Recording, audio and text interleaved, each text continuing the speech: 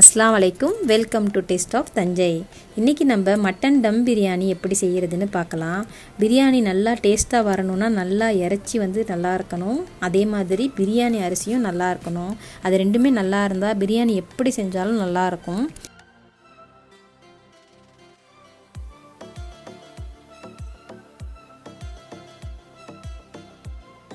இப்போ அதுக்கு தேவையான பொருட்களை பார்க்கலாம்.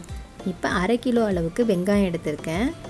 300 கிராம் அளவுக்கு தக்காளி, 6 பச்சை மிளகா, 1 கைப்பிடி அளவுக்கு புதினா, 1 கைப்பிடி அளவுக்கு மல்லி, 1 எலுமிச்சம்பழம். வெங்காயத்தை நல்லா இந்த மாதிரி தின் ஸ்லைஸாக வெட்டி வச்சுக்கோங்க. பச்சை மிளகாவை கீறி வச்சுக்கோங்க. தக்காளியும் வெட்டி வச்சுக்கோங்க. மல்லிக்கீரை புதினா கீரையும் பொடிசாக கட் பண்ணி நல்லா வாஷ் பண்ணி வச்சுக்கோங்க. லெமனையும் கட் பண்ணி புழிஞ்சு வச்சுக்கோங்க. இஞ்சி பூண்டு 100 கிராம் இஞ்சி, 100 கிராம் பூண்டு எடுத்து வச்சுருக்கேன். 100 கிராம் அளவுக்கு தயிர் எடுத்துக்கோங்க. பிரியாணி அரிசி 5 கப் அளவுக்கு எடுத்துக்கோங்க. அது 1 கிலோ இருக்குது. இப்போ 1 கிலோ மட்டன் எடுத்திருக்கேன். 1 கிலோ அரிசிக்கு 1 கிலோ மட்டன் தான் எடுத்துக்கணும். அதை விட கூடுதலாக எடுத்துக்கலாம், ஆனால் குறையக்கூடாது. முள்ளோடு இருக்கிறது தான் பிரியாணிக்கு நல்லாயிருக்கும். பெரிய பீஸாக முள்ளாக இந்த மாதிரி வெட்டி வச்சுக்கோங்க. 100 கிராம் நெய், 100 கிராம் எண்ணெய், 3 டேபிள் ஸ்பூன் அளவுக்கு பிரியாணி மசாலா. நான் ரெடிமேடாக உள்ள பிரியாணி மசாலா தான் எடுத்திருக்கேன். 2 டீஸ்பூன் அளவுக்கு மிளகாய்த்தூள், 1/2 டீஸ்பூன் அளவுக்கு மஞ்சள் தூள். இதான் அதுக்கு தேவையான மசாலா. தாளிக்கிறதுக்கு பட்டை, கிராம்பு, ஏலக்காய், அன்னாசிப்பூ, பிரியாணி இலை, அப்புறம் மிளகு ஒரு 1/2 ஸ்பூன் அளவுக்கு மிளகு, தேவையான அளவு உப்பு, அப்புறம் முந்திரி, பாதாம், திராட்சை. இப்போ ஒரு குக்கரில் இறைச்சியை போட்டுக்கோங்க.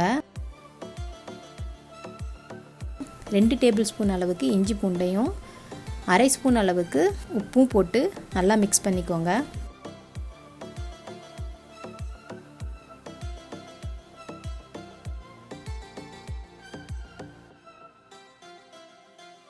இறைச்சி மூழ்கிற அளவுக்கு தண்ணி ஊற்றிக்கோங்க.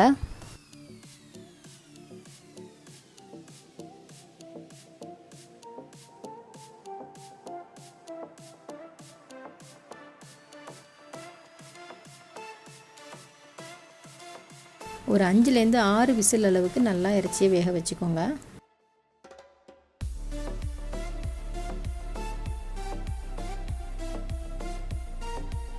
இப்போ நல்லா இறைச்சி வெந்துருச்சு. அதை இந்த மாதிரி எடுத்து வச்சுக்கோங்க. அரிசியை நல்லா 2 தடவை வாஷ் பண்ணிக்கோங்க. இப்போ நல்லா வாஷ் பண்ணிவிட்டு இந்த மாதிரி தண்ணி ஊற்றி ஊற வச்சுக்கோங்க. தாளிக்கிறதுக்கு முன்னாடி தான் இதை ஊற வைக்கணும். ரொம்ப நேரம் ஊறக்கூடாது. ஒரு 20லேருந்து 25 நிமிஷம் ஊறினா போதும். இப்போ இந்த மாதிரி ஒரு பெரிய சட்டி எடுத்துக்கோங்க. இது 2 கிலோ பிரியாணி ஆக்கலாம். இதில் நம்ம இன்றைக்கி 1 கிலோ தான் செய்ய போகிறோம். சட்டி சூடு வந்தோடனே எண்ணெயும் நெய்யும் அதில் போட்டுருங்க.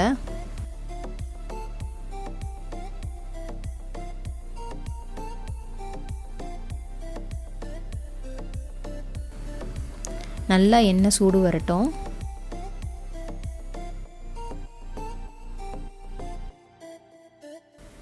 நல்லா சூடு வந்தோடனே இந்த தாளிக்கிற பொருட்கள் எல்லாத்தையும் ஒன்றா போட்டுருங்க. பட்டை, கிராம்பு, ஏலக்காய் எல்லாத்தையும்.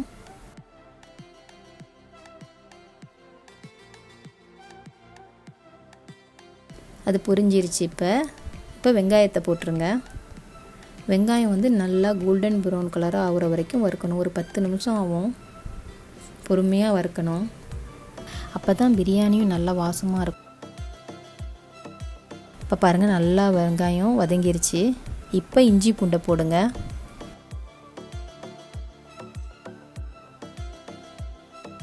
இஞ்சி பூண்டையும் போட்டு நல்லா மிக்ஸ் பண்ணிவிட்டு தக்காளி, பச்சை மிளகா 2ஐயும் போட்டுருங்க.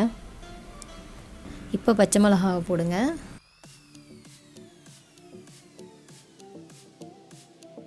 இப்போ தக்காளியை போடுங்க. தக்காளி, பச்சை மிளகா, வெங்காயம் எல்லாம் நல்லா வதங்கிருச்சு. இப்போ மஞ்சத்தூளையும் மிளகாய்த்தூள், பிரியாணி மசாலா எல்லாத்தையும் அதில் போட்டு நல்லா வதக்கிக்கோங்க. எல்லா மசாலாவும் நல்லா மிக்ஸாக ஒன்றா வதங்கினோன்னே தயிரையும் அதில் போட்டுருங்க.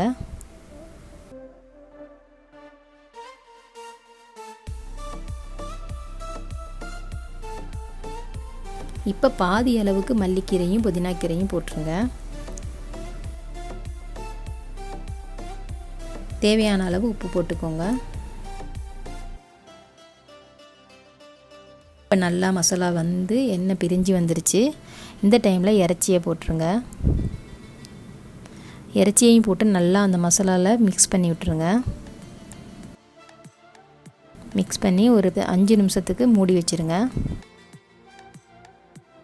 இப்போ நல்லா இறைச்சி வெந்திருக்கு, மசாலாலாம் பிடிச்சிருச்சு.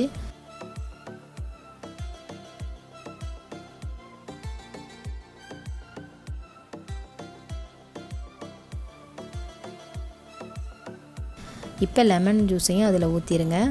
ஊற்றி தண்ணியையும் ஊற்றிடுங்க. இப்போ 1 கப்புக்கு 1.5 கப் அளவுக்கு தண்ணி. இப்போ நான் 5 கப் அளவுக்கு அரிசி போட்டிருக்கேன், அதனால் 8 கப்பு தண்ணி ஊற்றிருக்கேன்.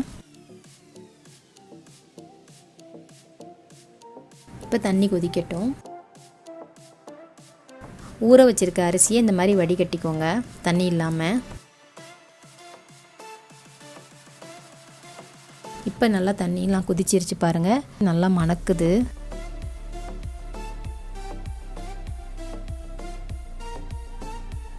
இந்த டைமில் வடிகட்டி வச்சுருக்க அரிசியை அதில் போட்டு நல்லா மிக்ஸ் பண்ணி விட்ருங்க. மெதுவாக தான் கிண்டணும், ரொம்ப வேகமாக கிண்டக்கூடாது, அரிசி உடஞ்சிரும் ஏற்கனவே ஊறி இருக்கிறதுனால. லைட்டாக மிக்ஸ் பண்ணி மூடி வச்சுருங்க.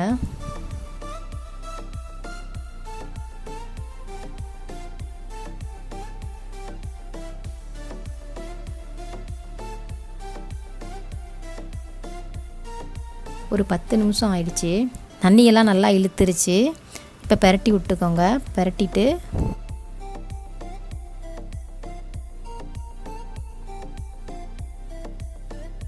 அடுப்பை சிம்மில் வச்சுக்கோங்க. தோசைக்கல்லில் வச்சு தம் போடுங்க.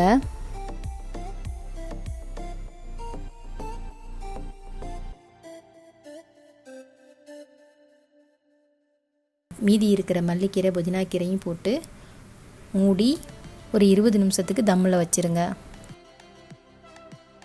இப்போ அரிசிலாம் இல்லாமல் நல்லா வெந்துருச்சு.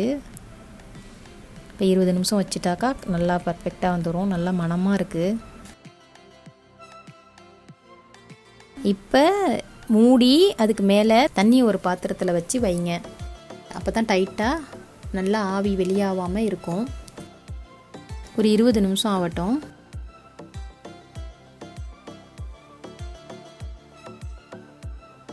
இப்போ 20 நிமிஷம் ஆயிடுச்சு.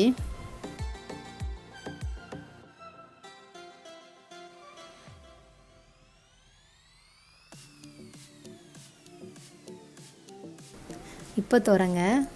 இப்போ நல்லா அழகாக வந்திருக்கு பாருங்கள். வாவ், ரொம்ப நல்லா இருக்குது பிரியாணி. பார்க்கவே ரொம்ப நல்லா இருக்குது. மணமாக வீடெல்லாம் மணக்குது.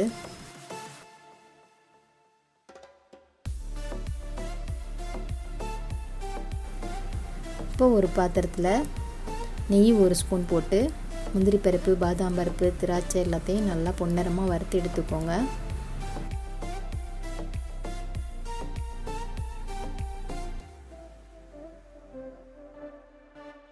பிரியாணி ரொம்ப நல்லா வந்திருக்கு. நான் சொன்ன மாதிரியே எல்லாத்தையும் நீங்கள் எல்லா பொருட்களையும் கரெக்டாக போட்டு கரெக்டாக செஞ்சிங்கன்னாக்கா பர்ஃபெக்டான பிரியாணி வரும். செய்ய தெரியாதவங்க கூட இது மாதிரி ஃபாலோ பண்ணி செஞ்சால் ரொம்ப சூப்பராக செய்யலாம். செஞ்சு பார்த்துட்டு உங்களோட கமெண்ட்ஸை எனக்கு சென்ட் பண்ணுங்கள். இதே மாதிரி சுவையாகவும் ருசியாகவும் நீங்களும் சமைக்கணும்னா நம்ம சேனல் டேஸ்ட் ஆஃப் தஞ்சையை மறக்காமல் லைக் பண்ணுங்கள், ஷேர் பண்ணுங்கள், சப்ஸ்கிரைப் பண்ணுங்கள். தேங்க்யூ ஃபார் வாட்சிங்.